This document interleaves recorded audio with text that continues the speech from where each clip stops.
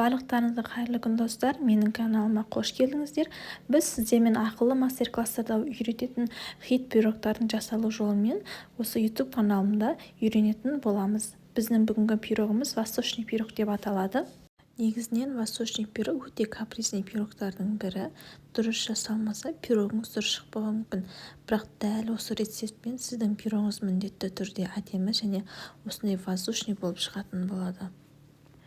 Видеоның соңына дейін көріңіз, ұнаса лайк басып, каналға тіркелуді ұмытпаңыз.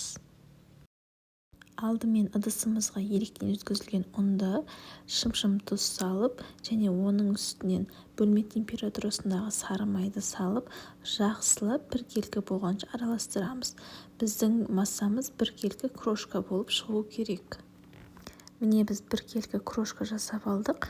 Енді осының үстінен разрыхителді қаймағымызды және жұмыртқамызды салып, жақсылап біркелкі болғанша араластырып, қамыр илеп аламыз.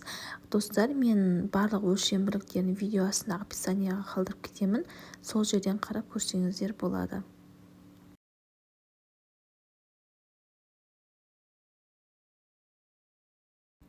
Міне мен қамырымды илеп алдым. Енді оны пакетімізге салып, холодильникке жарты сағат көлемінде тындырып қоямыз. Енді біз қамырымыз дайын болғанша салмамызды дайындаймыз. Осылай кептірілген өрікті, яғни курагамызды алып, 4-5 етіп турап аламыз.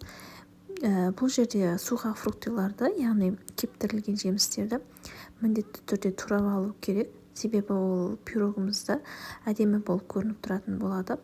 Барлығын осылай 4-5 етіп турап, ыдысымызға салып шығамыз. Және ең соңында грек жаңғағында міндетті түрде майдалап алыңыздар. Қатты майдалаудың керек жоқ, тек қана 4-5 етіп көрінсе болғаны.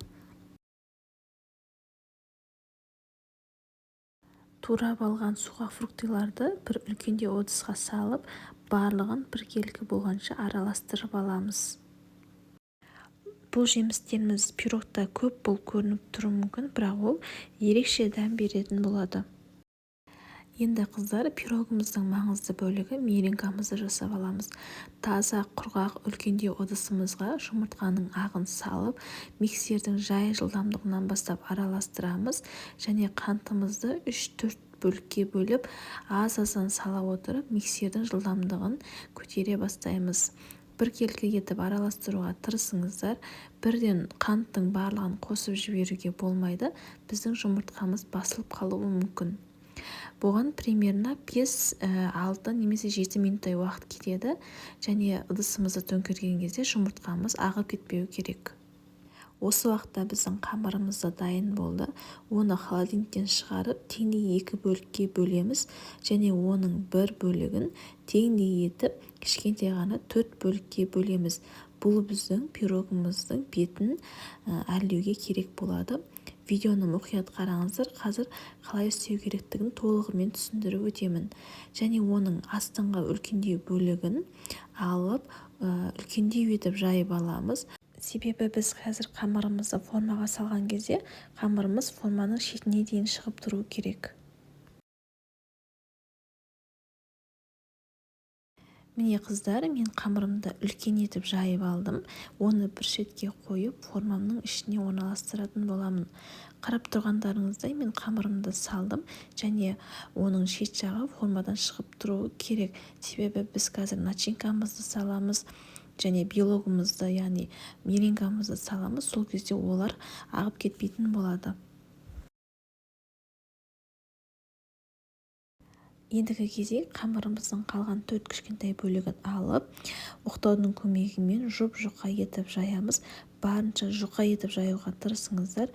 Себебі қазір көретін боласыздар, сол арқылы біздің пирогымыздың формасы әдемі болып шығады. Міне мен қамырымды жұқа етіп жайып алдым. Сіздер бұдан да қатты жұқа қылып жайсаңыздар болады, қалауларыңызға қарай. Енді қыздар, пирогымызды жинаймыз. Формада қамырдың үстіне жаңағы турап дайындап қойған суға фруктыды алып, бір тегіс етіп жайып шығамыз.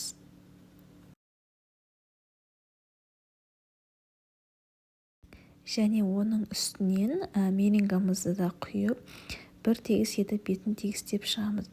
меренганы қатты басудың қажеті жоқ, жай ғана жеңіл ғана бір бетін тегістеп шықсаңыздар болғаны. Міне меренганы тегістеп болдым. Енді қамырдың осылай шетіне шығып тұрған артылған бөліктерін алып меренгамызды жауып шығамыз. Осы кезде абай болыңыздар, біздің меренгамыз сыртқа қарай шығып кетпеуі керек. Және қамырдың артық болу себебі де осы, ол піскен кезде меренга кішкене көтерілетін болады.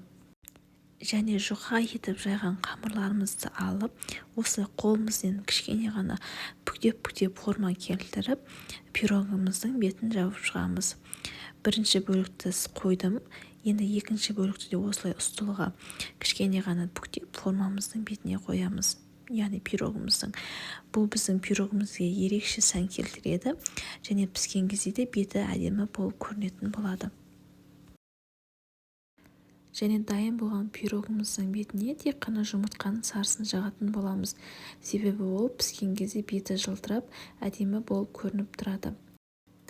Оның бетіне мақты және күнжітті сепсеңіздер болады.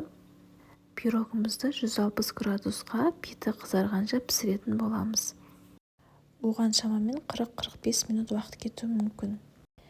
Міне қыздар, біздің осымен восточный пирогымыз дайын болды. Пирог осындай воздушный әдемі болып шығатын болады. Міндетті түрде жасап көріңіздер, жақындарыңызды қуантыңыздар. Видео ұнаса лайк басып, каналға тіркелуді ұмытпаңыздар. Ас болсын.